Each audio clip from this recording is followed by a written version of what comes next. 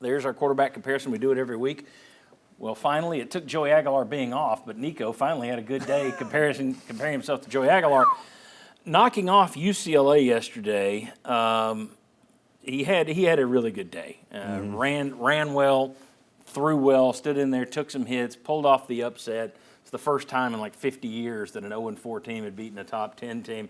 Mike Stoll, how happy were you for Nico Iamaleava yesterday? So I was surprised. But I'm glad because here's at the end of the day, he's still beyond a crummy team, and he's still going to be lavishing or lamenting and triumvirate, whatever that word you use was. But he's going to struggle at UCLA, and he's going to go to another team, and I'm glad. Languishing. There it is. Thank you. I was just going to let you go. Thanks, Webster. And so, anyways, at the end of the day. When we come back. Oh, wait, we're still here. I'm glad he finally beat Penn State because that helps Tennessee. He still sucks. He's still on a crummy team. All right. That's all I was going for. Yeah, the whole thing was just to set up how happy were you. I wanted you to crap on him because you hate him. I do. All right. Very good. Good for him. Not welcome in Knoxville. Right. But that was a good performance yesterday. All right. And here's the interesting thing. Well, now we'll get into it later. You'll have to wonder what the interesting thing is until later. Question number 2. This one's for Ryan. And you guys, nobody knows these questions. So, Ryan, brutal loss for James Franklin. The guy wins 10 games a year typically. So is the clock ticking on him at Penn State, or has it even started?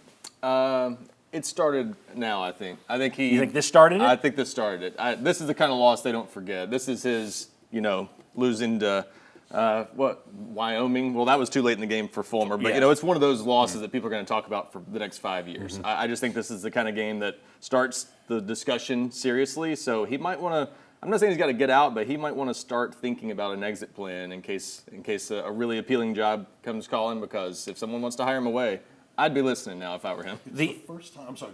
First time an 0-4 team has been a top 10 or worse has been a top 10 team since 1985. Yeah, that's how significant that loss. Oh, okay. I thought it was it's 40 years. Right. This was the team we were looking at their schedule. I wonder if UCLA would win a game this year. I did too. They won one. All right, Vince. How will the Bill Belichick era end at North Carolina? Get your crystal ball out after another brutal loss to previously struggling Clemson. How does it end for Bill Belichick? There are people like, well, in North Carolina fans hope that they won't have to pay him off. They hope an NFL team will come after him. What? Right. Maybe who would have a crazy enough owner? I'm dangerous to say this because there could be local ties. But who would have a crazy enough owner?